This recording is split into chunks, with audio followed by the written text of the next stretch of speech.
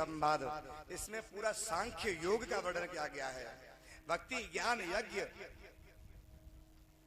आसन प्रत्याहार ध्यान धारणा समाधि अष्टांग योग बड़े कठिन गाता है।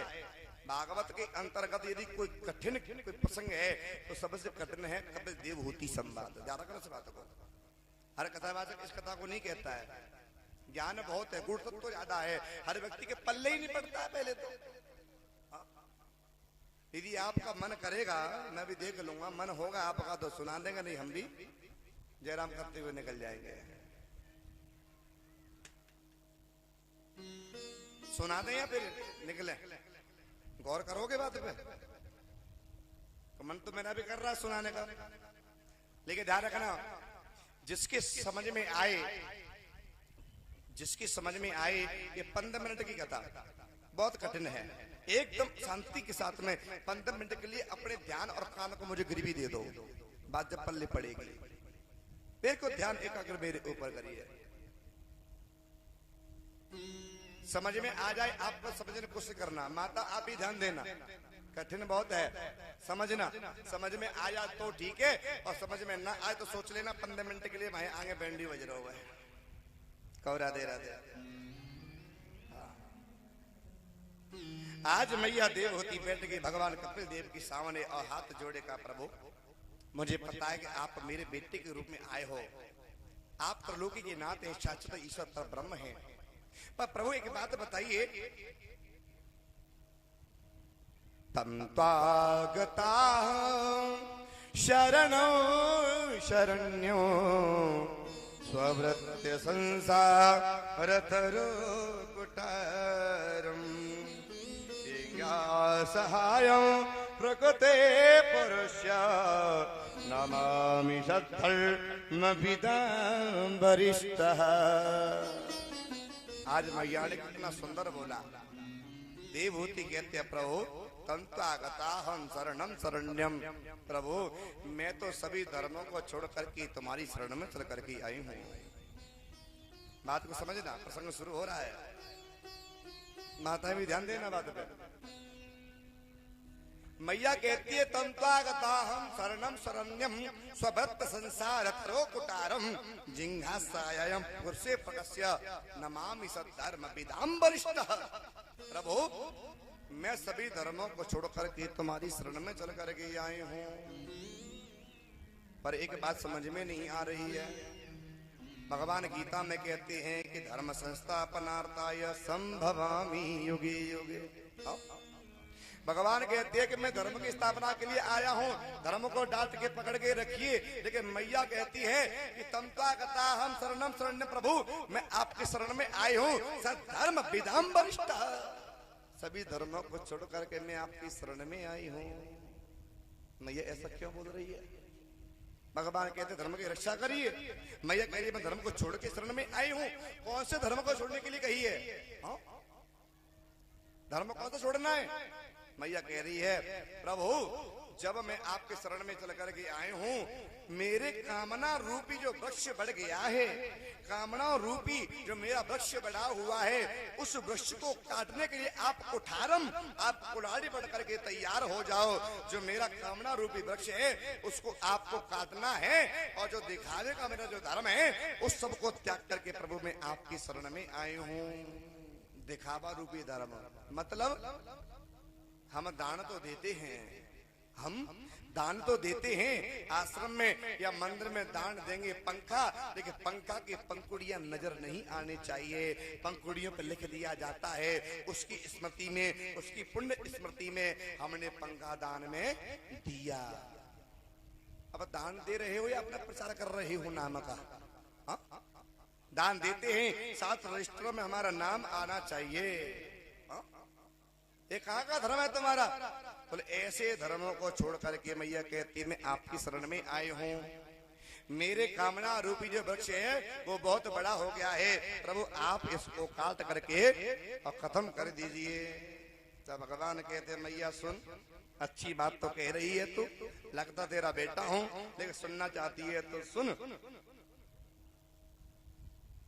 तेरी कामना रूपी वृक्ष को तो मैं काट दूंगा, खत्म कर दूंगा, लेकिन एक बात बता कि सबसे पहले मनुष्य कहते किसको है, ये आपको पता है मैया? हाँ, बात पे जरा गौर करना। भगवान कहते हैं कि आखिर में मनुष्य कैसे कहते किसको है मां? मुमुक्षो एव हि ब्रह्मा जिज्ञासा योग्यता मता। भगवान कहते हैं कि जिस व्यक्ति के अंदर यदि मनुष्यता नहीं आई है, अभी वो मनुष्य कहलाने का अधिकारी ही नहीं है, अभी तो वो पशु कहलाने का अधिकारी है। हमारा जन्म क्यों हुआ, हम किस लिए पैदा हुए, हमारा आगमन क्यों हुआ है, भगवान ने यहाँ क्यों भेजा है, जब तक इस चीज की नॉलेज हमको नहीं होगी कि परमात्मा ने हमें क्यों भेजा है, जब तक इसकी जिज्ञासा हमारे अंदर नहीं पैदा होगी, तब तक मोक्षो एव हि ब्रह्मा जिज्ञासा योग्यता मत, तब तक कोई बात हमारे पल्ले पड़ नहीं सकती है। और जब तक ये बात आपके और मेरे मन में नहीं आएगी और हम सोचेंगे हमारा कल्याण हो जाए, उद्धार हो जाए, तो भैया 1 लाख नहीं करोड़ों करोड़ों तुम दान कर देना, फिर भी आपका कल्याण होने वाला नहीं है, नहीं है। एक कवि हुए जिनका नाम है जीसस। क्या नाम है? जीसस। जो युवा बच्चे हैं उन्होंने सुना होगा, पढ़ा होगा। जीसस ने अपने उस कवित्व में लिखा था, जीसस कवि ने कि एक सुई की नोक में हाथी आराम से निकल सकता है। जो सुई की नोक होती है ना, जिसमें धागा परोया जाता है, देखिए कवि की कितनी बड़ी विडंबना, जहां ना पहुंचे रवि और वहां पहुंचे कवि। कितनी सुंदर कविता लिखा उन्होंने, लिखा कि सुई की नोक में हाथी आराम से निकल सकता है। सुलभ है, सुई की नोक में हाथी आराम से निकल सकता है, लेकिन जिस मनुष्य का संसार में आके जन्म हुआ है और उसने अपने बारे में नहीं सोचा कि मेरा जन्म क्यों हुआ है, जब तक उसने अपनी जानकारी नहीं करी है, ऐसा व्यक्ति कभी भी वैकुंठ को नहीं जा सकता, नहीं उसका उद्धार हो सकता। सबसे पहले मनुष्य के अंदर मनुष्यता आनी चाहिए, मनुष्य के अंदर मनुष्यता आनी चाहिए। जिसके अंदर मनुष्यता आ जाए, विवेकनो वृत्तांसा समाधि गुणशालिनः मुमुक्षुरेव हि ब्रह्मा जिज्ञासा योग्यता मतः। व्यक्ति के अंदर सबसे पहले मनुष्य के अंदर मनुष्यता आ जाती है ना, उसे ही मनुष्य कहते हैं। सबसे पहले जब मनुष्य आ जाती है, जब मनुष्यता हमारे और आपके अंदर आ जाएगी, तो सबसे पहले हमारे और आपके जीवन में 6 संपत्तियों का आना सुलभ हो जाएगा। बात को समझना, जब हम मनुष्य बन जाएंगे तो हमारे जीवन में 6 संपत्तियों का आना सुलभ हो जाएगा। संपत्ति कितनी होती है? हाँ जी, कितनी संपत्ति होती है? अभी तक एक संपत्ति को जाना है हमने, धन दौलत हमारी यही संपत्ति है। नहीं भैया, संसार में 6 संपत्ति होती है। ये जब तक जीव के अंदर नहीं होंगी, तब भी हम मनुष्य कहलाने के अधिकारी नहीं हैं। 6 संपत्तियों के नाम क्या है? सम पहली संपत्ति, दम, उपरति, तितिक्षा, श्रद्धा, और 6वीं का नाम है समाधान। बात समझ में आ रही है? ज्यादा कठिन तो नहीं हो रही है? हाँ, फिर भी अपनी तरफ से थोड़ा सरल बना करके चलूंगा, समझ में जल्दी आ जाए। हाँ? व्यक्ति के जीव के अंदर जब 6 संपत्तियों का प्रादुर्भाव हो जाता है, तब मनुष्य कहलाने का अधिकारी होता है माँ। और मनुष्य की सबसे पहली संपत्ति होती है सम।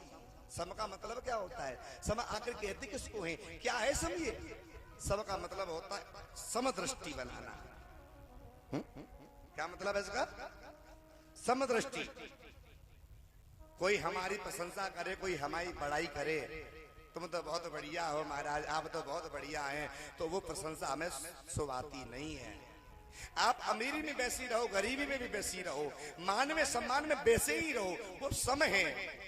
आपकी दृष्टि में सब एक समान है। बोले बाल कृष्ण लाल की जय हो।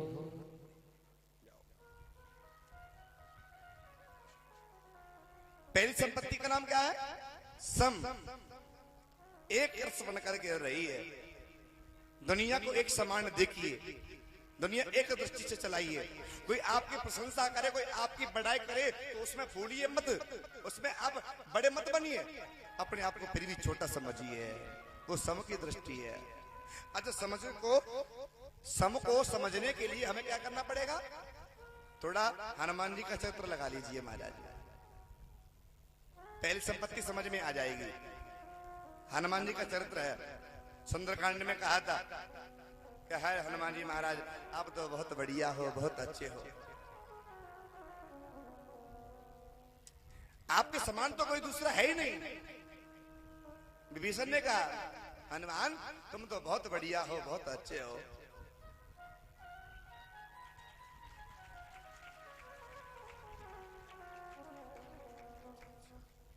हमारे बीच में और इसी गांव के सुनील शास्त्री जी स्वयं कथा वाचक यहाँ पधारे हुए हैं। बहुत स्वागत है, साधुवाद है, इनका सम्मान है। इनके लिए एक बार ताली जोर से बजा दीजिए।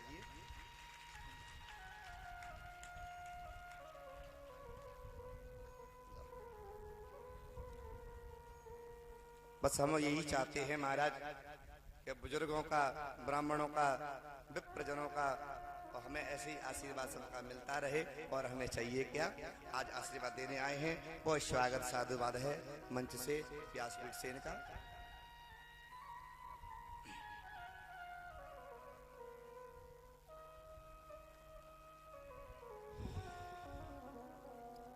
तो हम कहां चल रहे थे जी? परिचित जी देख लेना, पूरा फोकस आप है मेरा, छोड़ने वाला नहीं हूं मैं आपको। पहली संपत्ति सम। देखिए और कथा आपने जो सुनी है ना, उन्हें थोड़ा मैं शॉर्ट कर दूंगा, ठीक है, कम कर दूंगा, समय कम है मुझे पता है, कथा भी बहुत लंबी है। जो आपने सुनी है थोड़ा उसे छोटा करके कथा कह दूंगा, लेकिन जो नहीं सुना है उसे गुड़ तत्व उन्हें सुनने के लिए हमारे और आपके कान भी लाड़ाते रहते हैं और मेरा कहने का भी मन करता है। तो पहली संपत्ति जिसका नाम है सम। सम की समकक्षता में कौन आते हैं? श्री हनुमान जी महाराज। जब विभीषण प्रशंसा कर रहे थे, बड़ाई कर रहे थे, हनुमान जी महाराज आप तो बहुत बढ़िया हो, आप तो बहुत अच्छे हो, आप तो सदैव राम जी के पास में रहते हो, तब आंखें झुक गई हनुमान जी की और कह दिया हनुमान ने, अरे भैया हम अच्छे नहीं हैं, हम तो बहुत बुरे हैं। बोल दिया हनुमान ने, विभीषण हम थोड़े बुरे नहीं, हम बहुत बुरे हैं। पता तुमको कितने बुरे हैं हम? बोले कितने? बोले प्रातः ले ही जो नाम हमारा, ताहि दिन तेरा मिले आहारा।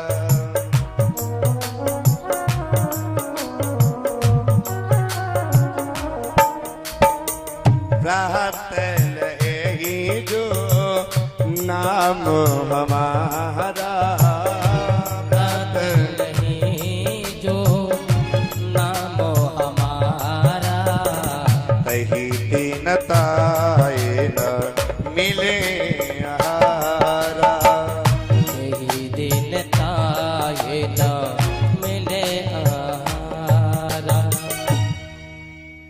हनुमान जी कहते हैं विभीषण हम तो बहुत बुरे हैं कि प्रातः प्रातः को नाम हमारे ले लोगो ना, बाको पूरे दिन आहार ही ना है मिलेगो। बताओ कभी ऐसा हो सकता है क्या? हनुमान जी का नाम लेकर के किसी को भोजन न मिलता हो? कैसा अभी हुआ है? अरे भैया हनुमान जी का नाम लोगे ना तो मालपुआ चकाचक मिलेंगे। हनुमान जी का नाम लोगे रोज खाते होंगे सूखे टिक्कर, और जिस दिन हनुमान का नाम ले लोगे ना मालपुआ चकाचक आपको खाने के लिए मिलेंगे। ये तो आपकी एक बड़ी महानता है हनुमान जी की कि वो अपनी प्रशंसा चाहते नहीं है, वो अपनी बड़ाई चाहते नहीं है। इसीलिए कहते हैं भैया हम तो बहुत बुरे हैं। ये सम की स्थिति है, ये पहली संपत्ति है हमारा। व्यास जी आप ऊपर आ जाइए, आ जाइए ऊपर आ जाइए। इस दास के ऊपर आशीर्वाद ऊपर से दीजिए महाराज, ऐसे कैसे काम चलेगा? बोली बाल कृष्ण लाल की जय हो। कथा सुनने का शौक होना चाहिए। जब हम भी कहीं भागवत हो रही होती है आसपास में, हमारे मन हमारा भी करता है तो हम भी बीच छुपा करके पहुंच जाते कथा सुनने के लिए। बीच छुपाने का मतलब समझ रहे हो? हैं? ये वाला गेटअप चेंज करके राधे राधे, कुर्ता धोती पहनो और जाओ सुनने के लिए बीच। आप कितने भी महान बन जाओ, आप अपने लिए महान हो, लेकिन भागवत के सामने सब छोटे हैं। अजी भागवत कहीं भी हो, किसी की भी हो, सुनने जाना चाहिए। वही व्यक्ति बड़ा होता है, वही महान होता है जो कथा सुनने जाता है। महाराज सुनने जाता है, वो किसी की भी हो, उससे कोई महत्व नहीं बनता है, छोटा हो या बड़ा हो। हाँ? हम भी जाते हैं सुनने के लिए, कुछ सुनने से कुछ मिलता है। हाँ? पहली संपत्ति है 6 संपत्ति में से। आज कपिल देवभूति संवाद में जो सांख्य के वर्णन में महाराज 6 संपत्तियों का वर्णन आया है। पहली ये सम, जो मैंने आपको बता दिया, हनुमान जी के प्रतीक में अपनी प्रशंसा कोई चाहनी नहीं चाहिए व्यक्ति को। और दूसरी का नाम है दम। दम का मतलब क्या होता है? अजी दम क्या है? ये दम का मतलब होता है प्यारे प्रभु प्रेमीजनों, अपनी बाह्य इंद्रियों को बाहर से निकाल करके अंदर समेट करके रख लेने का नाम ही दम है। अपनी इंद्रियों पर अंकुश पाना ही दम है। यदि इसको समझना है तो आपको तुकाराम जी का चरित्र सुनना पड़ेगा। किसका सुनना पड़ेगा? तुकाराम जी जो बुजुर्ग हैं उन्होंने सुना होगा। एक तुकाराम जी हुआ करते संत पहले, तुकाराम। ये दम की स्थिति में आते हैं, दूसरी संपत्ति की स्मृति में आते हैं। ये एक दिन क्या हुआ, तुकाराम जी अपने गांव में से ऐसे घूम के आ रहे थे मित्र के खेतों में से। ईख गन्ने होते हैं, बहुत खड़े थे, तो मित्र ने क्या किया, एक ईख गन्ने की पोटली को लिया और तुकाराम के सिर पर रख दिया। बोले भैया घर जा रहा है, घर पे बच्चों को खिला देना, भाभी को खिला देना। बोले ठीक है। तुकाराम जी लेकर के आ रहे थे महाराज। इनका स्वभाव ऐसा था कि जो भी बच्चा गांव में मिलता, बाबा बाबा गन्ना दे दो, एक निकाला दे दिया, ले बेटा। गांव में तो ऐसा देखने मिलता ही है। चल बाबा एक गन्ना दे दो, ले बेटा। बांटते बांटते आ रहे, ना जाने कहां से हमारा खबर पहुंच गई इनकी पत्नी के पास में। दानी बन करके आ रहे हैं, अभी देखती हूं, आने दो इनको। अब बांटते बांटते हमारा पूरी पोटली के गन्ने खत्म। एक गन्ना हाथ में रह गया। देवली पर खड़े हुए हैं, कपाट बंद है, सोच रहे हैं हाथ में गन्ना लेकर के। घर में सदस्य है 4, 2 बच्चे हैं, पत्नी है, मैं हूं, गन्ना है, एक बंटवारा होगा कैसे? सोच में पड़े हैं। पोटली तो खत्म, गन्ना एक, सदस्य 4, बंटवारा कैसे होगा? इतने में क्या देखा, पत्नी घर के अंदर से आई और कपाट को खोला और गन्ने को चुराया। दानी बन करके आते हो, अभी देखती हूँ, लिया महाराज गन्ने को और जैसे तुकाराम की पीठ पर दिया, एक गन्ने में से 4 टुकड़े होकर के जमीन पर गिर पड़े। तुकाराम ने देखा गन्नों की तरफ, बारे प्रभु क्या लीला है तेरी। मैं तो सोच रहा था घर में सदस्य है 4, बंटवारा करूंगा कैसे, लेकिन मुझे तो कुछ करना ही नहीं पड़ा। मेरी पत्नी ने मेरे पेट के ऊपर गन्ने के 4 भाग कर दिए। बाप प्रभु तेरी क्या कृपा है, बाप प्रभु तेरी क्या कृपा है। ये दम की स्थिति है, ये दूसरी संपत्ति है, इसको बोलते हम दम। तीसरी का नाम है प्यारे प्रभु प्रेमजन उपरति। क्या नाम है? उपरति। तीसरी संपत्ति। उपरति का मतलब क्या होता है? उपरति का मतलब होता है कि जो आपके पास में है, परमात्मा ने जितना आपको दिया है उसमें ही संतोष रख लेना, उसी में शांति से अनुभव करना। थोड़ा है तो थोड़े में रहिए, थोड़ा खाइए, ज्यादा है तो ज्यादा में रहिए। जितना है प्रभु ने दिया उतने में ही हम कुशल हैं। ठीक है, जो भी प्रभु ने दिया उतना ही ठीक है, उतना ही बढ़िया है, उसे कहते हैं हम उपरति। तीसरी संपत्ति है। इसको यदि समझना है तो थोड़ा फिर से रामायण का सारा लेना पड़ेगा, बस समझ में जल्दी आ जाएगी। रामायण सरपंच है ना, हर शब्द को तोड़े रामायण महाराज। ये कूलर क्यों बंद हो गया दादा? देख लेना बेटा, पसीना पसीना है। देख देख। तीसरी का नाम उपरति। थोड़ा रामायण का सारा लेने समझ में आ जाएगी। तो उपरति की समकक्षता में आता कौन है? उपरति की समकक्षता में आते हैं कौन? श्री केवट जी महाराज। कौन आते हैं? ये संपत्ति इनके पास थी। केवट के पास में प्रभु ने बहुत समझाया, केवट कुछ ले ले, कुछ मांग ले। केवट ने क्या कहा? नाते आजू में कहा न पावा मिटही दोष तुक दारे ददावा।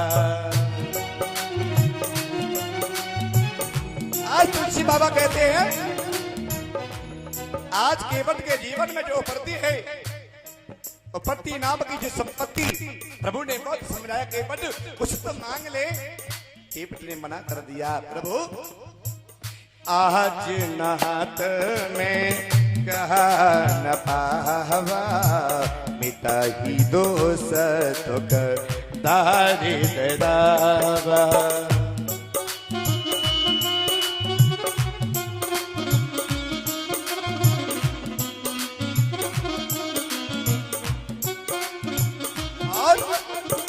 अब कचुना तना चाहिए मोरे। अब कचुना तना चाहिए मोरे। दीन दयाला अनुग्रह तोरे। दीन दयाला अनुग्रह तोरे। श्री राम जय राम जय जय राम। श्री राम जय राम जय जय राम। श्री राम जय राम जय जय राम। श्री राम जय राम जय जय राम। ये है हमारा तीसरी संपत्ति ऊपर थी केवट जी इनके क्षेत्र में आते हैं। ये संपत्ति इनके पास थी इनके जीवन में थी महाराज। जो भी प्रभु ने दे दिया उतना ही ठीक है। अब हमें ज्यादा नहीं चाहिए। ज्यादा की कामना हमें नहीं है। चौथी संपत्ति का नाम क्या है? तितिक्षा। क्या नाम है? देखो थोड़ा मन से सुनिए। आप लोग मन मन गड़बड़ करोगे ना तो फिर मैं भी कथा को काट दूंगा। इतनी गूढ़ गुस्सा में नहीं घुसूंगा मैं भी। हाँ कपिल देवभूति सम्मान बड़ा कठिन जटिल है सांग का वर्णन है और फिर भी मैं बहुत सरल बना के चल रहा हूँ समझाने के तरीके से। आप यदि मन गड़बड़ करोगे तो मैं भी 2 मिनट में हमारा पूरी कर दूंगा इसको। मुझे कोई देर नहीं लगेगी कहने।